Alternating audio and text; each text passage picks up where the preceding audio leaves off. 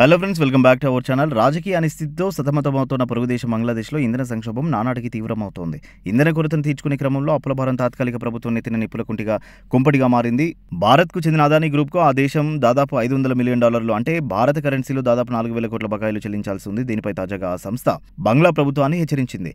జార్ఖండ్లో అదానీ పవర్కు చెందిన గోడా ప్లాంట్ నుంచి మొత్తం విద్యుత్ ఉత్పత్తిని ఆ బంగ్లాదేశ్కు సరఫరా చేసేందుకు ఒప్పందం జరిగింది. పూర్తి సమాచారం కోసం వీడియోను స్కిప్ చేయకుండా వరకు చూడండి. 2017లో అప్పటి ప్రధాని షేక్ హసీనా ప్రభుత్వం ఆధ్వర్యంలో బంగ్లాదేశ్ పవర్ డెవలప్మెంట్ బోర్డుతో అదానీ గ్రూప్ 25 ఏళ్లకు అగ్రిమెంట్ చేసుకుంది. ఈ ఒప్పందం కింద ప్లాంట్లో ఉత్పత్తి అయ్యే 1496 మెగావాట్ల విద్యుత్తును బంగ్లాదేశ్కు సరఫరా చేస్తున్నారు. బంగ్లాదేశ్ విద్యుత్ డిమాండ్లో ఇది 10% సమానం. 2023 జూన్లో ఈ ప్లాంట్లో విద్యుత్ ఉత్పత్తి మొదలవగా అప్పటి నుంచి బంగ్లాదేశ్కు సరఫరా చేస్తున్నాయి. ఖర్చులు ఇతరత్ర కారణాలతో ఈ చెల్లింపులను బంగ్లాదేశ్ ప్రభుత్వం పూర్తి చేయలేకపోయింది.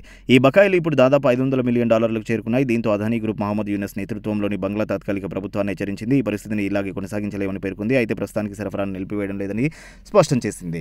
తాజా రాజకీయ పరిస్థితుల కారణంగా బంగ్లాదేశ్ ఆర్థిక వ్యవస్థ కుదలేంది. దీంతో ప్రపంచ బ్యాంకు వంటి ఆర్థిక సంస్థల నుంచి యూనస్ ప్రభుత్వంకు సాయం కోరుతోంది. అదానీ నేతృత్వంలో కొనసాగుతున్న గోడా పవర్ ప్లాంట్ దాదాపు $2 బిలియన్ వ్యవధితో ఏర్పాటు చేయబడింది. ఇది ఇండియాలో మొట్టమొదటి కమిషన్డ్ ట్రాన్స్నేషనల్ పవర్ ప్రాజెక్టు. ఇక్కడ ఉత్పత్తి చేయబడిన విద్యుత్తులో 100% మరొక దేశానికి సరఫరా చేయబడుతోంది. అదానీ పవర్ ఈ ప్లాంట్లో జూన్ 2023 నుంచి ఉత్పత్తిని ప్రారంభించి బంగ్లాదేశ్కు నిరంతరాయంగా సరఫరాను కొనసాగిస్తోంది. విద్యుత్ సరఫరాతో పాటు అదానీ గ్రూప్ బంగ్లాదేశ్లో edible oil refineries, rice packaging యూనిట్లను కూడా నిర్వహిస్తుంది. బంగ్లాదేశ్ యూటిలిటీకి గత ప్రభుత్వంలో వచ్చిన బకాయిలు దాదాపు $400 మిలియన్ ఉన్నాయని అదానీ పవర్లో regulator engagement group head Shailesh Sawa వెల్లడించారు. ఆగస్టు 5న భారత ప్రభుత్వం తమ విద్యుత్ ఎగుమతి చేసే ఎనర్జీ ఉత్పత్తిదారుల కోసం కొత్త నిబంధనలు ప్రవేశపెట్టింది.